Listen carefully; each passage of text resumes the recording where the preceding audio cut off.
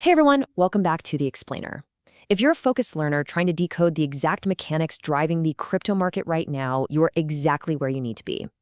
Today, we're setting the stage for a fully data-backed, chart-based positional trade plan for BTCUSDT, specifically looking at the daily timeframe. We are literally stripping away all the noise to analyze the raw technical structure. We want to understand exactly where the market is right now, and more importantly, where the probabilities say it's going next. Okay, let's dive into this. Here is the top-down technical blueprint we'll be navigating today. First, the current market structure. Second, the bearish trade logic. Third, the retest process explained. Fourth, the bullish reclaim invalidation. And finally, number 5, those key weekly action levels. All right, section 1, current market structure. Before we look at the micro, we really need to assess the macro view. To ground ourselves immediately, our current pivot price is $62,500.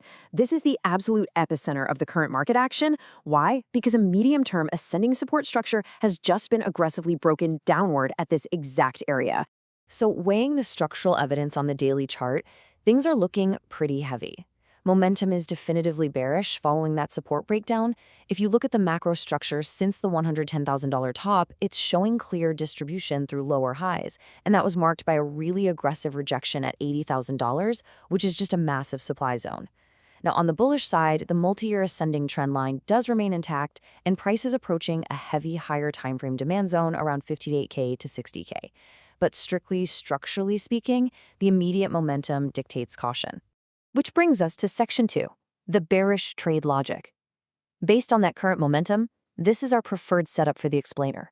Let's methodically step through this bearish execution plan. Keep in mind, this is designed as a one-week positional trade, meaning we're looking for a structural move over several days, not trying to trade the hourly noise. Step 1 is our entry zone. We're looking to sell or get short on a bounce right up into the 62,800 to 63,500 area. Step 2 is paramount. It's all about risk management. Our invalidation point, the hard stop loss, goes at 66,200. If price hits that, the bearish thesis is just plain wrong and we exit immediately. Step 3 outlines our targets on the way down. A first target at 60,000, a second target at the major support of 57,500, and a final extended breakdown target down at 55,000. And this brilliantly illustrates why risk management is everything. By risking approximately 2.7K in price movement up to our invalidation level, we're targeting a reward of roughly 5.5K down to target 2. That yields a risk-to-reward ratio of 1 to 2, which is absolutely foundational for a high-probability technical setup. You really don't have to win every single trade to be highly successful in the markets, so long as your setups consistently offer a 1 to 2 payout like this.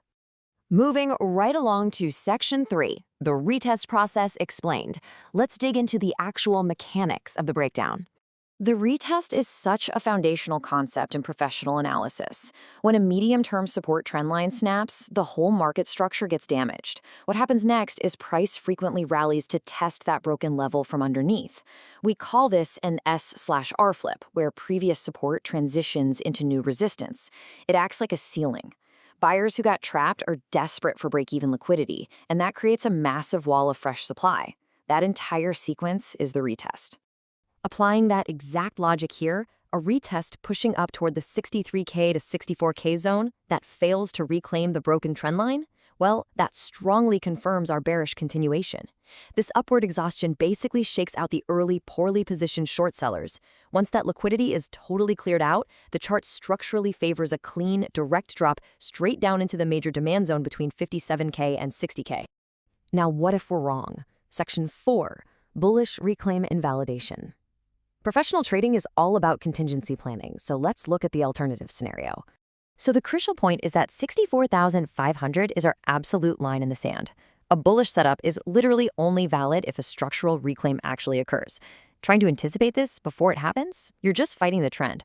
We require a confirmed daily close, meaning the 24-hour candle completely closes above 64,500 to safely shift our bias from bearish to bullish.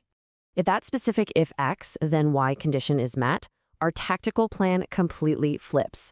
Step 1, we trigger a buy entry following that daily close above 64,500. Step 2, we implement a super tight invalidation stop loss right down at 61,800. And step 3, we aim for aggressive upward targets. We'd be looking at near-term resistance at 68K, our weekly target resistance at 72K, and major resistance all the way up at 75K. The core logic here is driven by a potential liquidity squeeze. Reclaiming that broken trendline is a huge flashing signal that the initial drop was actually a false breakdown, trapping late short sellers. Pushing back over 64,500 forces those trapped shorts to panic cover, sparking an aggressive squeeze right up into the 70K to 75K resistance cluster.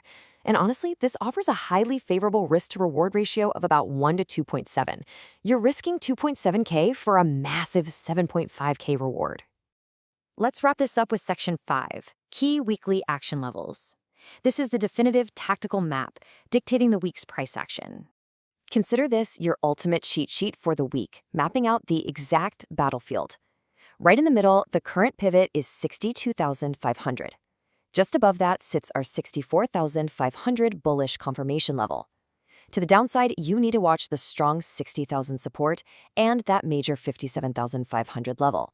And hey, if a breakout does occur, 68,000 and 72,000 are your heavy resistance targets. These specific lines will absolutely act as liquidity magnets over the coming days. Synthesizing all of this structural data, we are left with a very clear, actionable takeaway for this one-week positional trade. Unless Bitcoin definitively closes back above 64.5K on the daily timeframe, the current market structure explicitly favors selling upward rallies into that 63K to 64K resistance zone rather than blindly trying to buy the dips. Mathematically speaking, the path of least resistance right now is down. Now, what's really interesting about this slide is the final probability assessment, because as we know, there are no certainties in the market, right? Only probabilities. Based on the structural breakdown we just analyzed, the data assigns a 60 to 65% probability to a bearish continuation down to the 57.5K to 60K zone. Conversely, there's about a 35 to 40% chance of a bullish reclaim pushing us towards 72K. So structurally, the bearish setup is for sure the higher probability play right now. Which leaves us with one final, kind of provocative question to chew on. When price inevitably tests that 64.5K boundary, are you trading the actual chart right in front of you, or are you just trading your emotional biases? It's easy to get caught up, but you've got to let the daily candle closes, structural retests, and strictly defined risk-to-reward ratios dictate your execution. Stay disciplined, stay focused, and I will see you in the next explainer.